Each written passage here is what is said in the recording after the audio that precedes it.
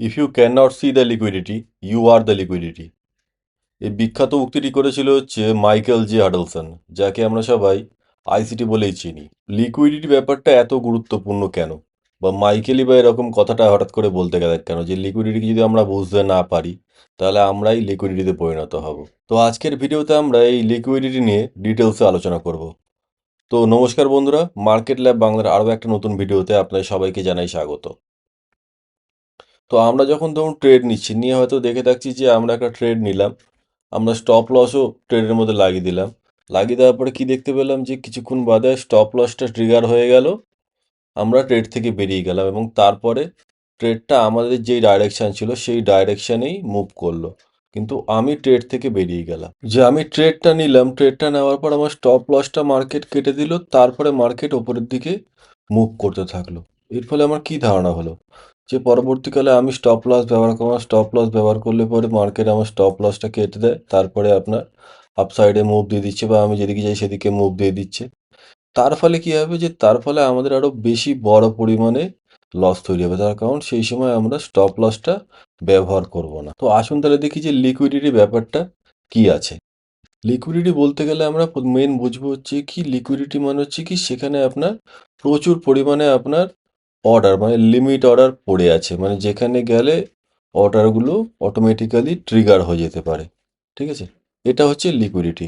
এবার আমাদেরকে বুঝতে হবে যে লিকুইডিটি আপনার প্রয়োজনটা কেন আছে।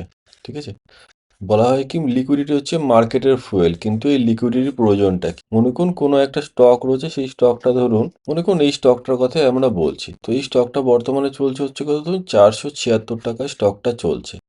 আমি মনে করছি হচ্ছে এই স্টকটার আপনার 50 কোয়ান্টিটি আমি বাই করতে চাই। ঠিক আছে, তো মার্কেটের মধ্যে আমি কি করতে পারি, মার্কেটের মধ্যে আমি দু ধরনের অর্ডার লাগতে পারি। একটা হচ্ছে আপনার মার্কেট অর্ডার দিতে পারি, অথবা আপনার লিমিট অর্ডার দিতে পারি। এই দু রকমভাবে অর্ডার দিয়ে আমি মার্কেট থেকে এটা বাই করতে পারি। তো ধরুন আমি যদি মার্কেট অর্ডার প্লেস করে দিই এখানে, তো 50টা অর্ডার এখানে খুব সহজেই আপনার অর্ডারটা ফিল হয়ে যাবে, কোনো সমস্যা হবে না। বা লিমিট অর্ডারও যদি দিয়ে দিই, সেখানেও আমাদের খুব সহজেই অর্ডারটা ফিল হয়ে যাবে, কোনো আমাদের অসুবিধার ব্যাপার তৈরি হবে না।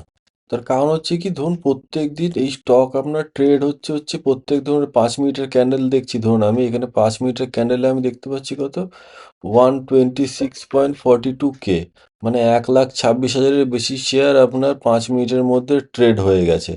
সেখানে আমাদের যদি 50টা অর্ডার আমি প্লেস করি, তো সেটা কোনো ব্যাপারই না। ব্যাপারটা হচ্ছে ধরুন একটা বড় পুকুর আছে, সেই পুকুরের মধ্যে ধরুন আমি নামলাম, নেমে চান করে চলে আসলাম। এই পুকুরের মধ্যে কোনো রকম কিছুই আমি দেখতে পাবো না, বা পুকুরের মধ্যে জল বাড়বেও না, কমবেও না, কোনো কিছুই হবে না। বা আমি নামার পরে পুকুরের মধ্যে অতিরিক্ত কোনো কিছু আমি লক্ষ্য করতে পারবো না। ঠিক আছে, কিন্তু ধরুন এই পুকুরের মধ্যে একটা তিমি মাছকে যদি ছেড়ে দেওয়া হয়, তাহলে কি হবে? পুকুরের মধ্যে যদি একটা তিমি মাছকে ছেড়ে দেওয়া হয়, তাহলে কিন্তু ব্যাপারটা আমি না আমার তিমি মাছ নামার মধ্যে ব্যাপারটা এক হবে না।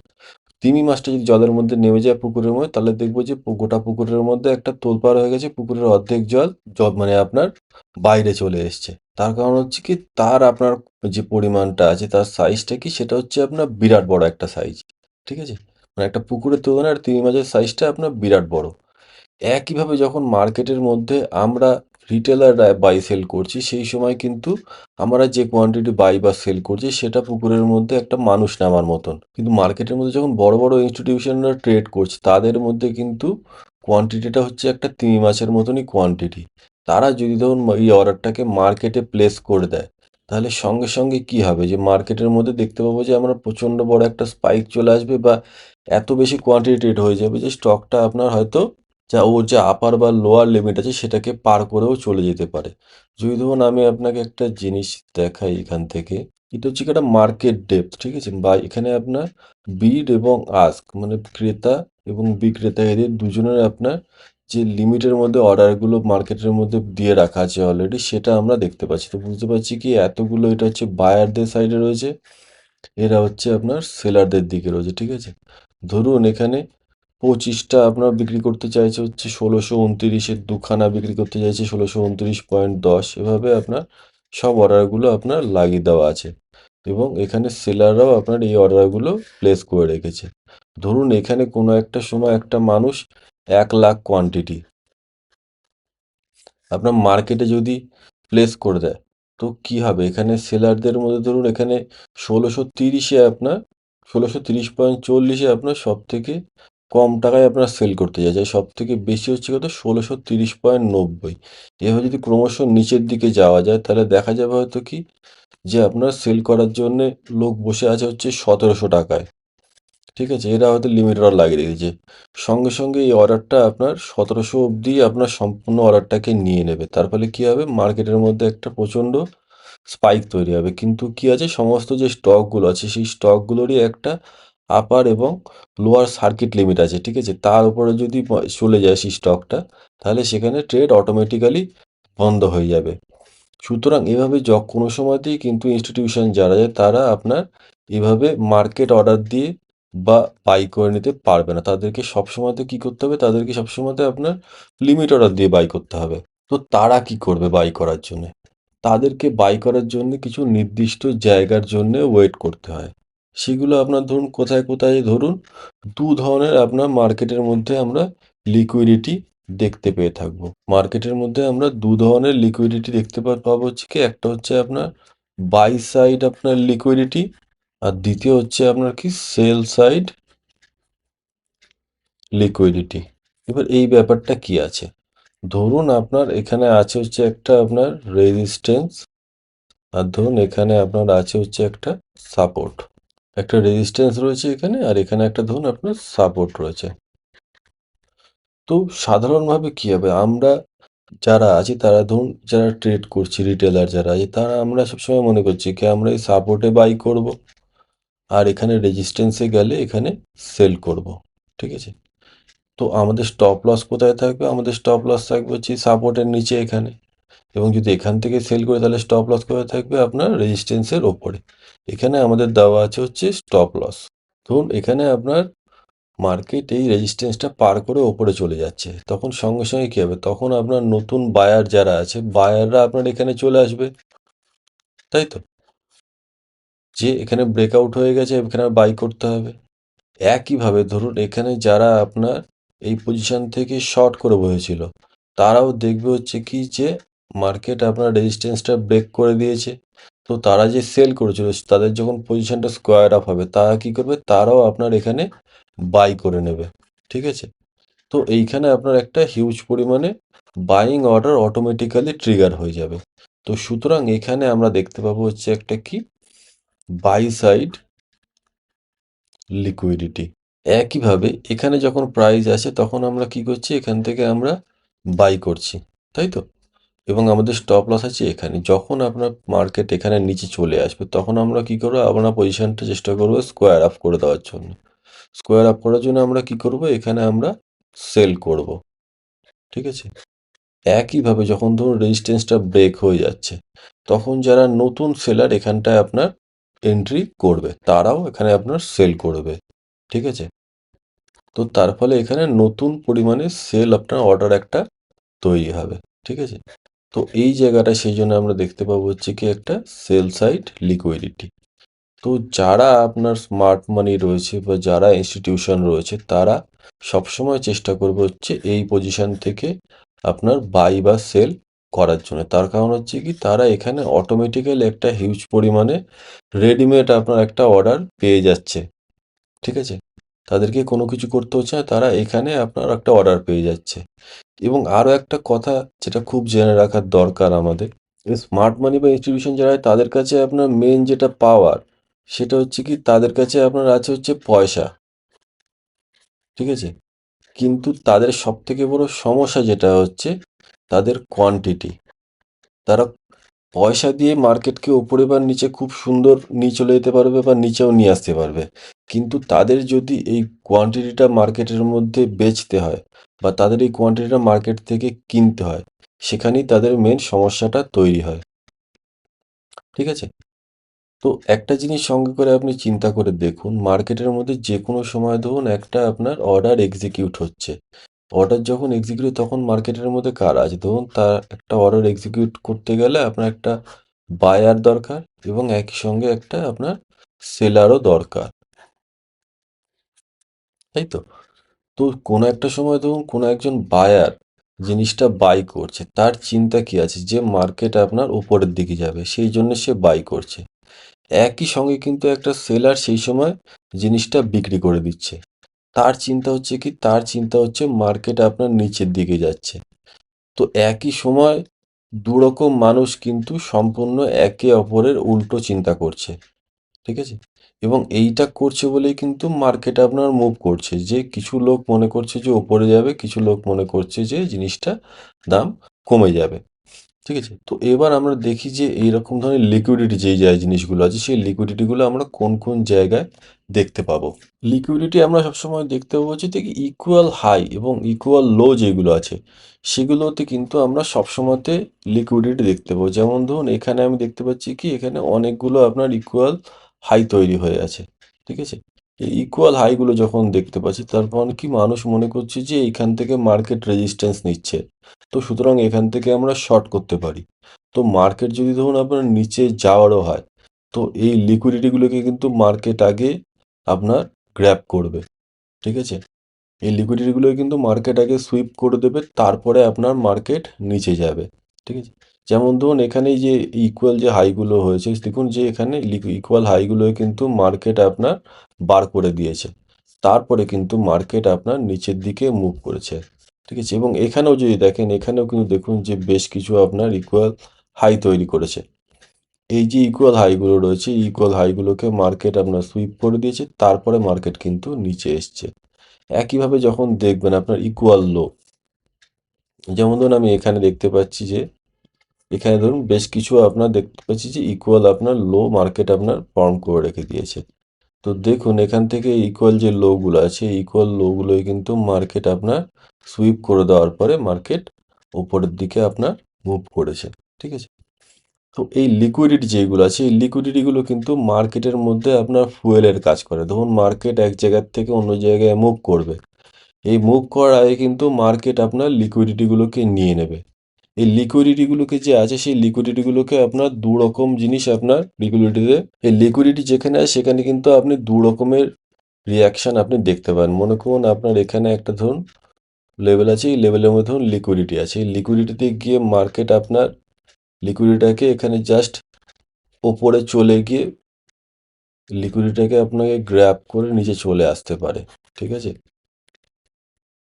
এটাকে আমরা বলে থাকবো যে লিকুইডিটি সুইপ। অথবা আরও একটা জিনিস হতে পারে, যেটা হচ্ছে লিকুইডিটি রান। সেক্ষেত্রে কি মার্কেট লিকুইডিটিগুলোর উপরে আপনার ক্লোজ দিয়ে দিল, মার্কেট আপনার লিকুইডিটিগুলোর যেখানে আছে সেখানটাকে সম্পূর্ণ নিয়ে তার উপরে ক্লোজ দিয়ে দিল, এটাকে আমরা লিকুইডিটি রান বলে থাকবো, ঠিক আছে? তো এরকম দু ধরনের জিনিস আমরা মার্কেটে খেয়াল করতে পারবো। তো আমরা এইগুলোকে দিয়ে কীভাবে ট্রেড নেব বা না নেব, সেইগুলো একটা অন্য বিষয়। আগে আপনাকে সব জিনিসটা পুরো জানতে হবে, জিনিসটা কীরকম ধরনের আপনার চলছে। তো আমি কী বলেছিলাম একটু আগে, যে আপনার ইকুয়াল হাই বা ইকুয়াল লো যেগুলো আছে, তার আগে আপনার ইকুয়াল হাই বা ইকুয়াল লো এর ওপরে বা নিচে আপনার বড় পরিমাণে লিকুইডিটি দেখতে পাওয়া যায়।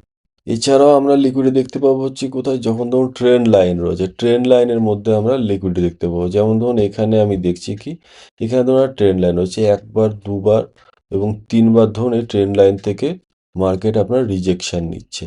তো এর পরবর্তীকালেও যখন মার্কেট এখানে আসবে, তখন মানুষ মনে করবে হচ্ছে কি এখানে আপনার মার্কেট রিজেকশন নেবে, ঠিক আছে?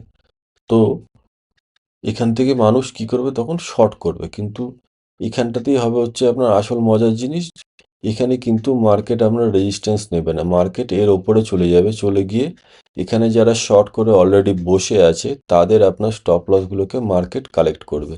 একইভাবে যদি ধরুন এখানে আপনি দেখেন যে এখান থেকে ধরুন কিছু মানুষ শর্ট করেছিল, এখান থেকেও কিছু মানুষ শর্ট করেছিল, এখান থেকেও কিছু শর্ট করেছে, কিন্তু মার্কেট কিন্তু ওপরে গিয়ে সম্পূর্ণ লিকুইডিটিটাকে নিয়ে নিয়েছে। এখান থেকে মার্কেট শর্ট করে নিচেই যাওয়ার কথা, কিন্তু এখান থেকে কিন্তু যায়নি, সম্পূর্ণ যে লিকুইডিটি আছে সেই লিকুইডিটিটাকে মার্কেট নিয়ে তারপরে আপনার মার্কেট নিচের দিকে মুভ করেছে। এছাড়া আর কোন কোন জায়গা আছে, ধরুন আপনার যেগুলো মেজর সুইং আছে, ঠিক আছে? এবার এই সুইংগুলোকে আইডেন্টিফাই করার জন্যও কিন্তু কিছু ব্যাপার আছে। ধরুন তিনটে ক্যান্ডেল করে আমরা একটা করে সুইং আইডেন্টিফাই করে থাকি, ঠিক আছে? ধরুন আমরা একটা এখানে ধরুন রিজেকশন আছে, একটা ক্যান্ডেল ধরুন এখানে গেছে, হাই তৈরি করেছে, এখানেও একটা ক্যান্ডেল রয়েছে এরকম, এখানেও আর একটা ক্যান্ডেল রয়েছে। তো ব্যাপারটা হচ্ছে কি, যে মাঝখানে যে ক্যান্ডেলটা হবে সেই ক্যান্ডেলটার যে হাই আছে সেটা হচ্ছে বাঁ দিক এবং ডান দিকের ক্যান্ডেলের হাই এর থেকে বেশি হবে। ঠিক আছে, মাঝখানের ক্যান্ডেলটা হাই বাঁ দিকে বা ডান দিকের ক্যান্ডেলটার বেশি হবে, ওপরে থাকবে আর কি। একেবারে যখন নিচের দিকে যাবে তখনও আমরা কি দেখবো, যে এখানে একটা ক্যান্ডেল রয়েছে ধরুন, আর একটা ক্যান্ডেল রয়েছে নিচে, এরকম এরকম ধরনের আমাদের স্ট্রাকচারগুলোকে আইডেন্টিফাই করার চেষ্টা করতে হবে। এইগুলো হচ্ছে আপনার একটা সুইং, এখান থেকে আমরা বুঝতে পারবো। ঠিক আছে, যেমন ধরুন এবার সুইংগুলো আপনার যখন আমরা দেখবো সেগুলো কিন্তু আপনার স্ট্রাকচারটাকে বোঝার ব্যাপার আছে। সেখানে আমরা দেখব কি, আপনার ইন্টারনাল এবং এক্সটার্নাল স্ট্রাকচার, এই দুটোকে আমরা যদি আলাদা আলাদাভাবে আইডেন্টিফাই না করতে পারি তাহলে কিন্তু আমরা কখনোই মেজর সুইংগুলোকে বুঝতে পারবো না। ঠিক আছে, আর কোথায় কোথায় আমরা দেখতে পাবো হচ্ছে আপনার বেশি পরিমাণে আপনার লিকুইডিটি থাকবে, সেটা হচ্ছে কি আপনার ডেইলি বা উইকলি যে ক্যান্ডেলের যে আপনার হাই বা লো আছে তার ওপরে এবং তার নিচে। ধরুন যদি আমি এইখানটায় দেখি যে এই ক্যান্ডেলটা যেটা আছে এর হাই আর লো হচ্ছে আপনার এটা আছে, এই ক্যান্ডেলটার কি হচ্ছে, এই হাইটা কি হচ্ছে, নেক্সট ডে ক্যান্ডেলটা আপনার সুইপ করে দিয়েছে, দিয়ে আপনার নিচে ক্লোজ দিয়ে দিয়েছে। মানে কি, এর আপসাইডে যে লিকুইডিটি আছে সেই লিকুইডিটিটা নিয়ে নিয়েছে।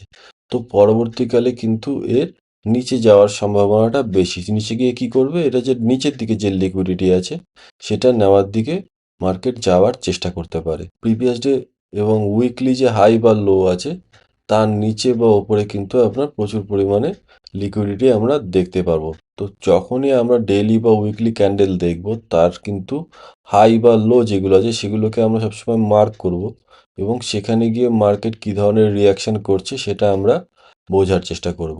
এইবার ধরুন আছে আপনার এক্সটার্নাল বা ইন্টারনাল স্ট্রাকচারের কথা। ধরুন এখান থেকে ধরুন মার্কেট আপনার এখানে এসে এখানে একটা হাই তৈরি করেছে, এরকমভাবে ধরুন চলছে।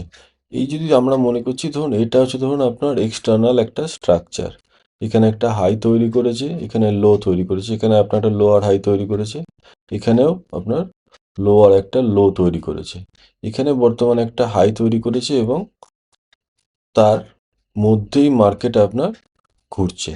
এটার আপনার লো ব্রেক করেনি, হাইও ব্রেক করেনি। ঠিক আছে, এইটা ধরুন হচ্ছে মার্কেটের মধ্যে আপনার এক্সটার্নাল স্ট্রাকচার রয়েছে।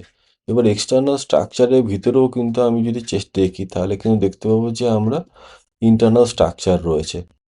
ঠিক আছে, এই ধরুন এখানে আপনার ছোট ছোট আপনার সুইং আমরা দেখতে পাচ্ছি। ঠিক আছে, তো এইগুলোকে আমরা বলছি ধরুন হচ্ছে আপনার ইন্টারনাল স্ট্রাকচার, কিন্তু এটা কিন্তু আপনার এক্সটার্নাল স্ট্রাকচারের থেকে সম্পূর্ণ আলাদা। তো আমাদেরকে ইন্টারনাল স্ট্রাকচার এবং এক্সটার্নাল স্ট্রাকচারে যাচ্ছে যেটা, তো আমাদেরকে কী করতে হবে, ইন্টারনাল এবং এক্সটার্নাল স্ট্রাকচার যেগুলো আছে সেগুলোকে আমাদেরকে আইডেন্টিফাই করার চেষ্টা করতে হবে। তো স্ট্রাকচার ম্যাপিংগুলো করাও কিন্তু খুব আপনার জরুরি, তা নাহলে কিন্তু আপনার বর্তমানে মার্কেট কীরকম অবস্থার মধ্যে চলছে সেটা আমরা আইডেন্টিফাই করতে পারবো না।